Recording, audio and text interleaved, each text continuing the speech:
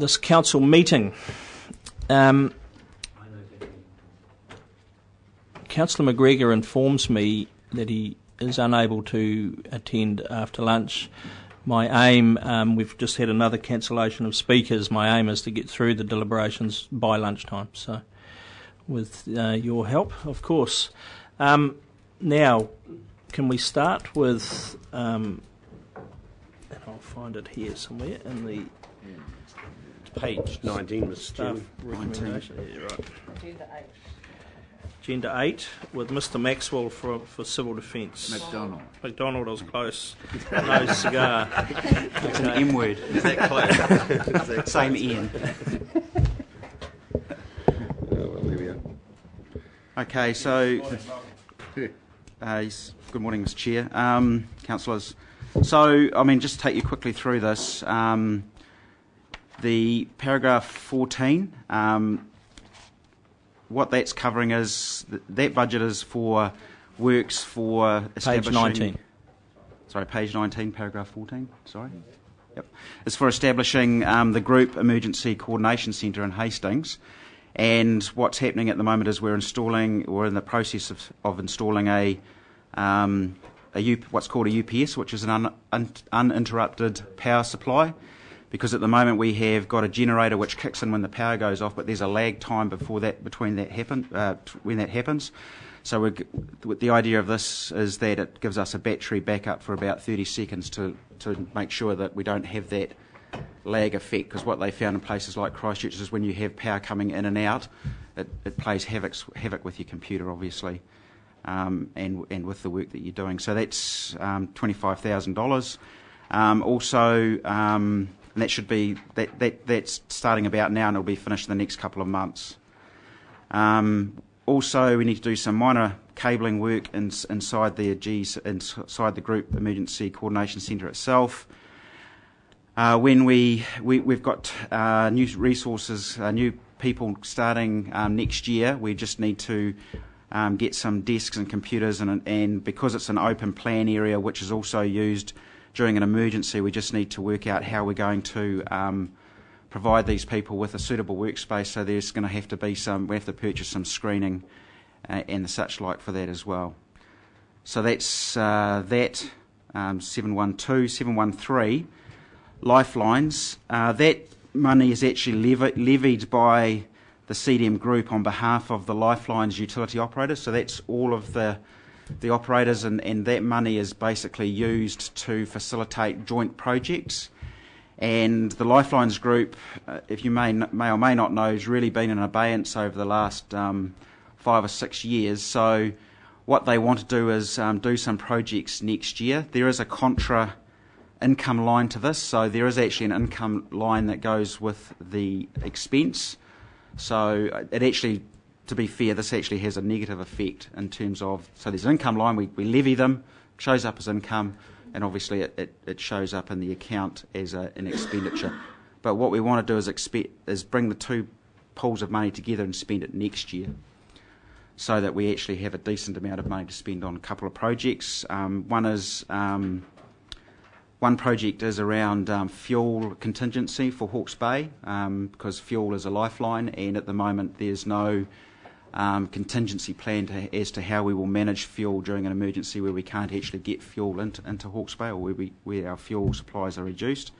So that's about making sure that we have adequate fuel for emergency services for council operations that are vital to the response to an emergency. And the other project that they want to do is,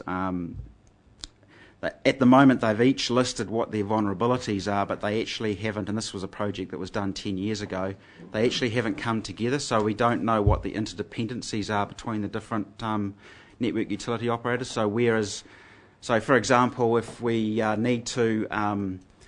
if we have a vital power line that goes across the Tiriakura Saddle, then obviously that road and being able to get up there is a vital dependency for them to fix the power. So there's a whole lot of those obviously that go on across the region. So what we want to do is make sure that we've mapped where those interdependencies are, and then when we've identified where there are some of those what we'll call hotspots, that as the network utility operators do their work, that they can, or as they do their renewals and their maintenance, that they can actually put extra effort into making those particular hotspots more resilient moving forward. And then the final project is 713, and that is the group plan. We had hoped to get the group plan finished before the elections. It was always a tight time frame. We won't make it in time for the elections, which puts us in a bit of a period where, because the group plan has to be approved by the joint committee, which is all of the mayors and the chairman of the regional council, and obviously there's going to be some changes there. So what we want to do is take it through to basically a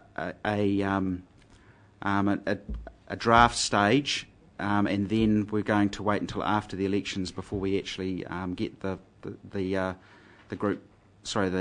joint committee to go through the final process of public consultations and hearings and making the final decision on the plan. Also, we are required under the Act to submit the plan to the Minister of Civil Defence and Emergency Management manager for at least 1 month. We had hoped that we would be able to do that concurrently, but they've put their foot down and said no, that what they want it basically at the end of the process.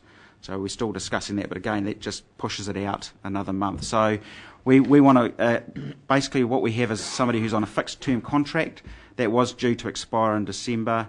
We're looking at it, extending that by 6 months, and that's what that money is being carried forward for primarily. But also we want to do an independent review of the plan as well, use that time wisely to get an independent review, so there'll be a small cost around that as well. So that's basically it, Mr. Chair. Questions? Councillor Scott. Lifelines, if I can, there's an awful sense of deja vu here. Yep. Some years ago I went to the launch of the Lifelines here, which was loudly applauded as to where we were ahead of the rest of the country. I think it was a project under Mr. Adey's capable hands. It's about 9 years ago now, Councillor. Yeah. Yeah. And it's quite a shock to suddenly hear it all went into abeyance. I mean, this was a response readiness program, and now we've got more money being paid trying to get back up to scratch again. Why? Well, basically, Lifelines is a funny one for me because I don't actually have control over Lifelines. The Act says that Lifelines network utility operators, of which the council is one, all the councils are Lifeline utility operators, must actually make sure that they are able to provide their service during an emergency and get it up and running as quickly as possible. I think that basically, from my perspective, looking back, I think really it has been a bit of I think there's been a bit of a lack of leadership in terms of the Lifelines group. We've now got Nigel Brown, who is chairing the group from Unison. He's busy, but he's also keen to progress it. So, unfortunately, because these projects involve engineers and getting engineering advice, they're not cheap to run. So, what they want to do is the money which we actually levy them anyway. So we levy them this money. I'm sending out invoices for them to pay the money. So what I'm effectively saying is, well, let's just hold it over for another year so that I can levy them next year. We get a decent pool of money so that we can push some of these projects through.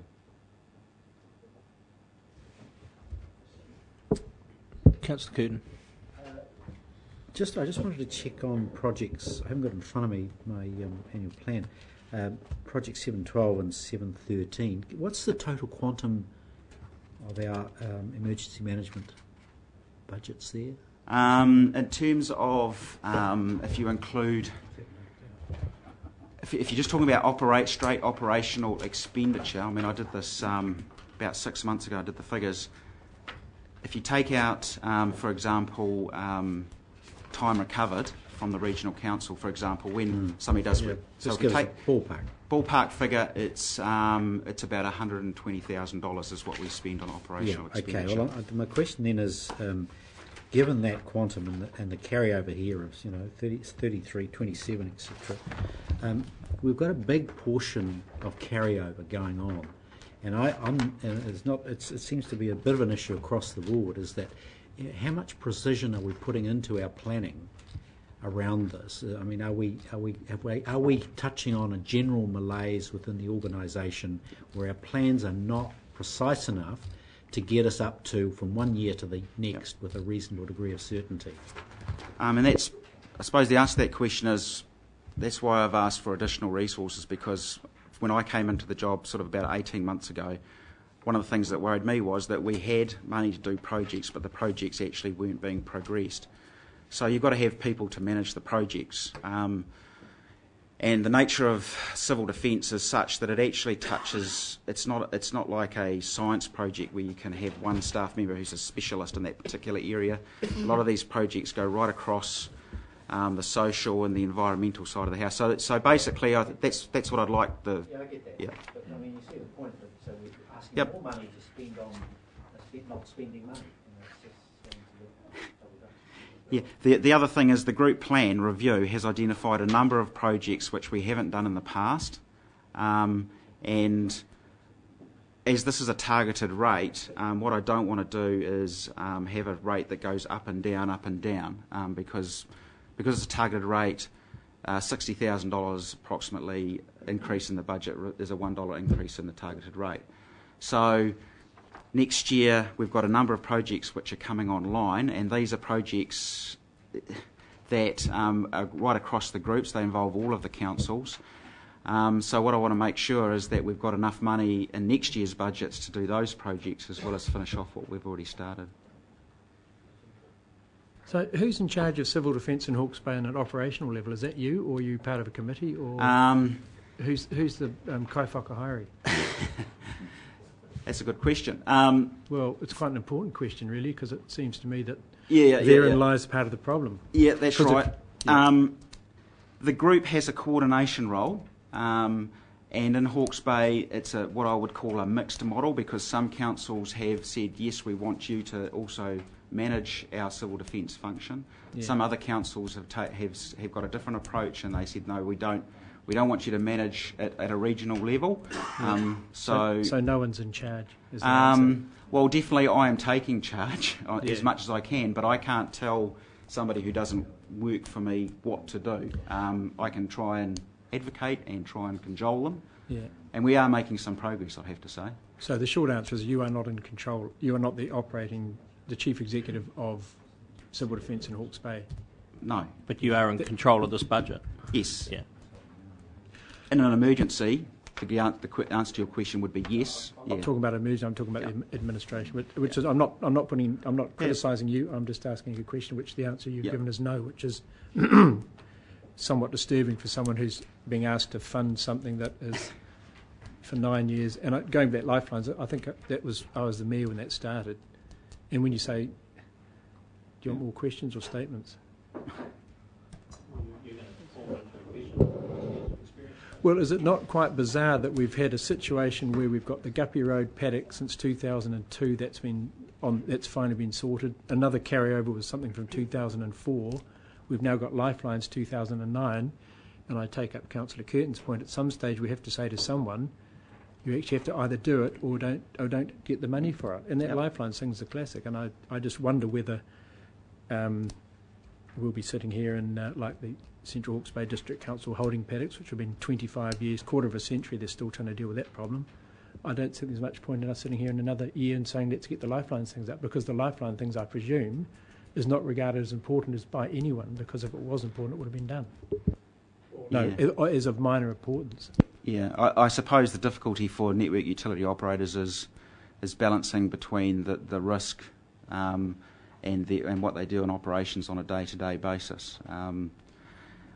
I mean, the only comment I'd make with regards to the Lifelines is that it actually has a negative effect, because if I take out if we don't have the carry forward, then I have to take out the income. So, because I charge them for it, you see. So keep the income and just don't tell them.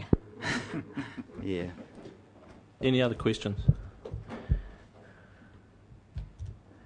Are you happy to move, Councillor Scott? Seconded, Councillor Rose. You wish to speak? Mr. Chairman, I think there is a theme coming through these carry forwards that this year they really have been excessive from what I can see. pardon. The number of carry forwards are excessive, and it should be.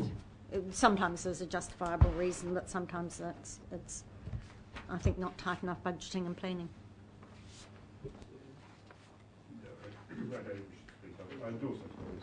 Mr. Chairman, I'm going to vote against this, basically not for no personal reason, but on principle that we need to send a message at some stage to the staff that 9 years is not acceptable. And it's purely on the lifelines things. I think it's an absurdity. But as long as we keep carrying it over, and the staff will keep coming to us with these projects that they don't do. So at some stage it might pay to put a line in the sand and see if we get some action. So on principle, I'm going to vote against it. Other speakers? Put that motion, and all those in favour please say aye. Contrary, no. Carried.